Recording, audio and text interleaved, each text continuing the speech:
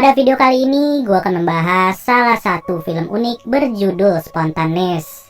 Apa jadinya jika di dunia ini terdapat wabah misterius yang mampu menyebabkan setiap manusia meletus seperti balon?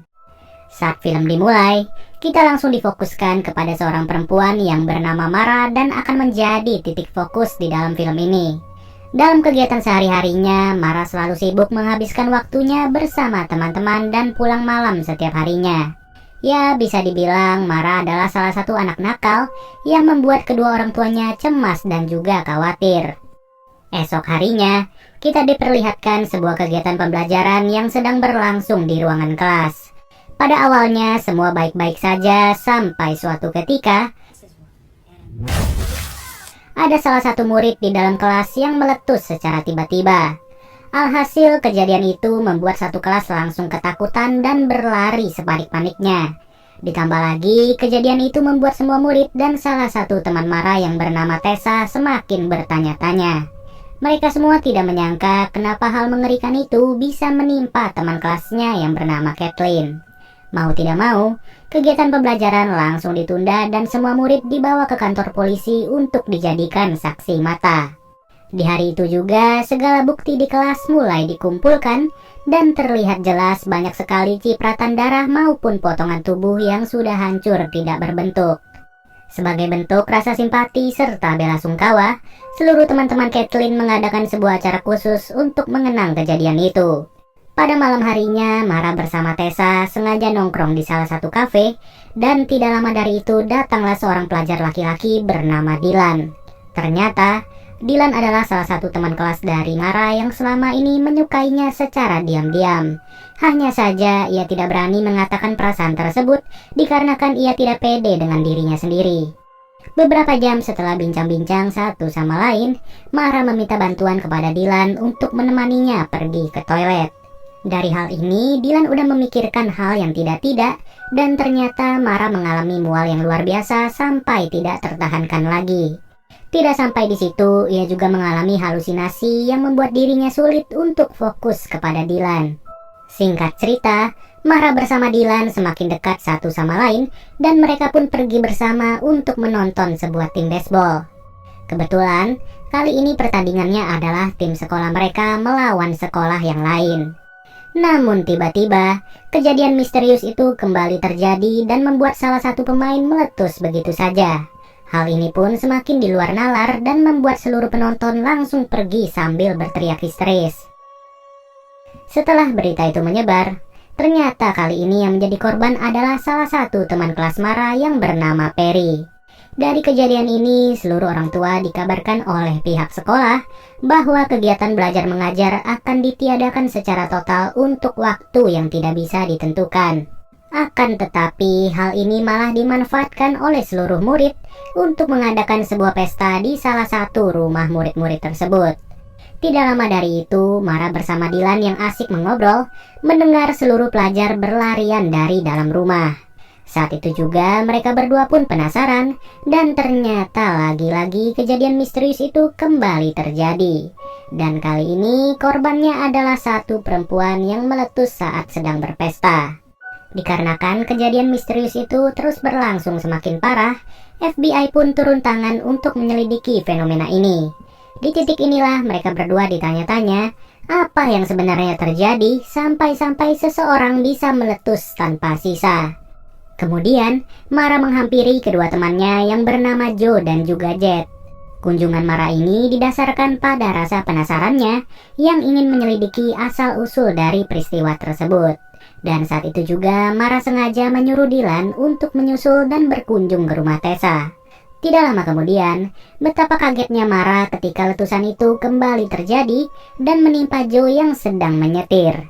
Mengerikannya lagi, kembaran Joe juga ikut meletus sampai-sampai di dalam mobil itu hanya tersisa Mara seorang diri. Lalu, Dylan yang sedang menuju ke rumah Tessa melihat mobilnya Joe yang sudah terbalik di pinggir jalan. Ketika itu pun, ia hanya menemukan jejak tangan milik Mara yang ternyata menempel di sebuah batu. Dan saat itu pun Dylan yang semakin cemas langsung berjalan mengikuti jalan setapak. Untung saja, ia berhasil menemukan Mara yang sedang berada di sungai sambil membilas seluruh badannya yang terlumur darah. Beberapa menit setelah kejadian itu, mereka berdua pun terkejut karena sudah dikelilingi oleh petugas medis berpakaian lengkap. Tanpa pemberitahuan sedikit pun, Mara bersama Dylan langsung ditarik paksa dan juga dibawa entah kemana. Saat tersadar, ternyata ia berada di tempat pengungsian sambil diperiksa oleh seorang dokter yang bernama Rolanda. Hanya saja Mara tidak sendiri dan terlihat gebetannya yang bernama Dylan sedang diperiksa oleh perawat. Pada esok harinya, seluruh teman-temannya Mara juga dibawa ke dalam pengungsian. Secara bergantian, satu persatu dari mereka ditanya-tanya secara rutin untuk menjalani pemeriksaan lebih lanjut. Di sisi lain, seluruh tim medis juga berusaha untuk mencari tahu apa sebenarnya penyebab dari kejadian yang terjadi secara random. Hal ini ternyata merupakan inisiatif dari negara untuk mengkarantina mereka semua. Hari demi hari mereka habiskan bersama di dalam tenda sambil menunggu penelitian yang terus dilakukan secara bertahap. Meskipun begitu, tidak ada satupun dari mereka yang merasa terhibur, melainkan saling was-was satu sama lain terhadap diri mereka sendiri. Kemudian, salah satu pembicara dari tim medis memberitahu mereka beberapa informasi, bahwa proses penemuan obat terus diusahakan semaksimal mungkin dan mau tidak mau harus menunggu waktu yang tidak bisa ditentukan. Untuk asal-usul dari wabah mengerikan itu juga belum diketahui apa penyebabnya. Tapi yang jelas, dari insiden yang sudah terjadi sebelumnya dapat disimpulkan bahwa kejadian tersebut hanya berlangsung terhadap murid-murid yang berada di sekolah itu.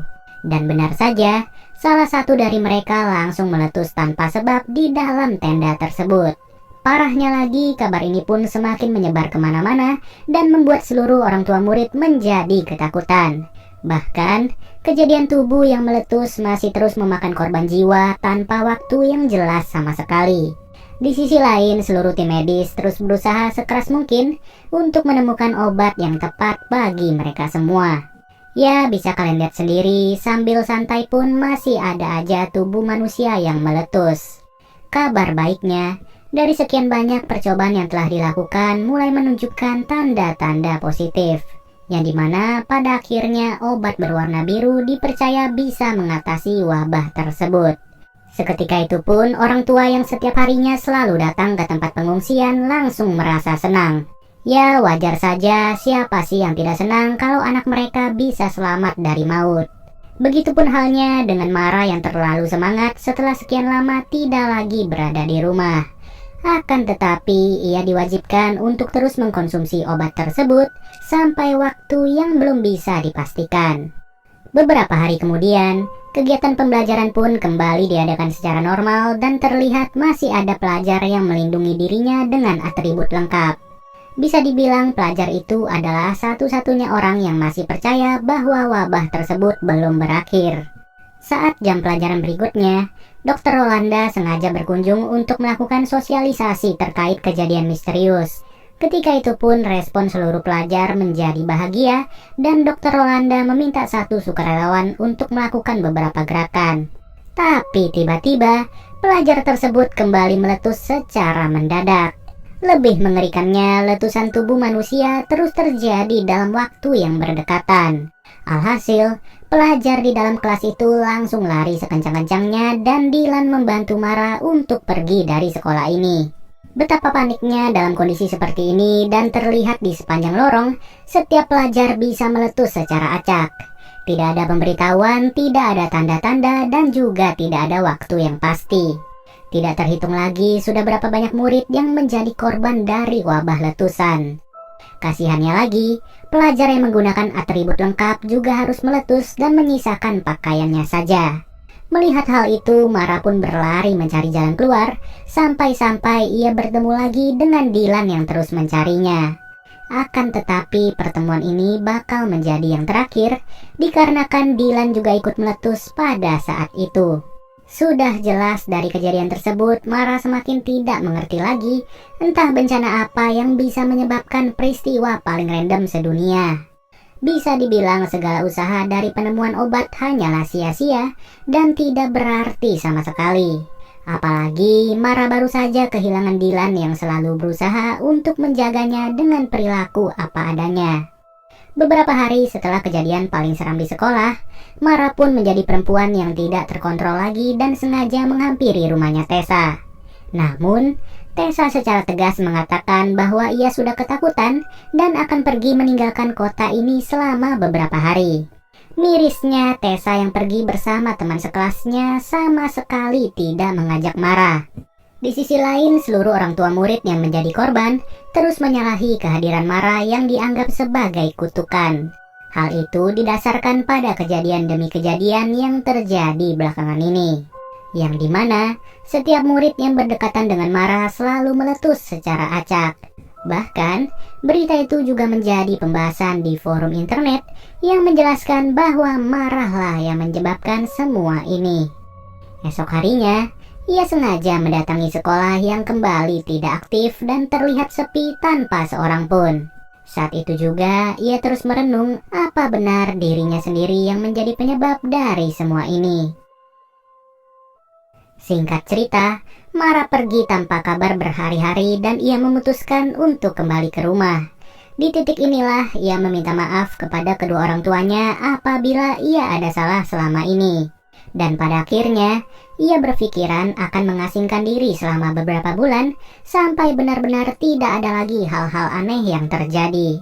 Ujung-ujungnya Mara pun tidak tahu lagi untuk tinggal di mana dan film pun berakhir.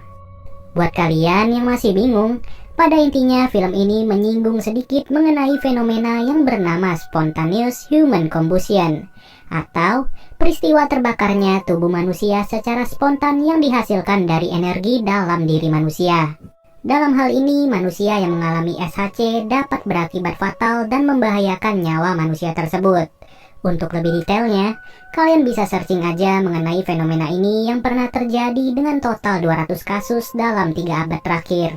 Yang menariknya, dari 200 kasus tersebut, terdapat beberapa kesimpulan yang salah satunya adalah kebanyakan korban merupakan pecandu alkohol.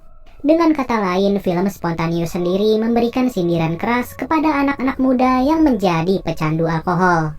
Dan scene itu pun dijelaskan dengan Mara bersama teman-temannya yang setiap harinya tidak luput untuk minum-minum. Oke deh guys, mungkin segini aja pembahasan dari film Spontaneous. Sampai bertemu lagi di video berikutnya.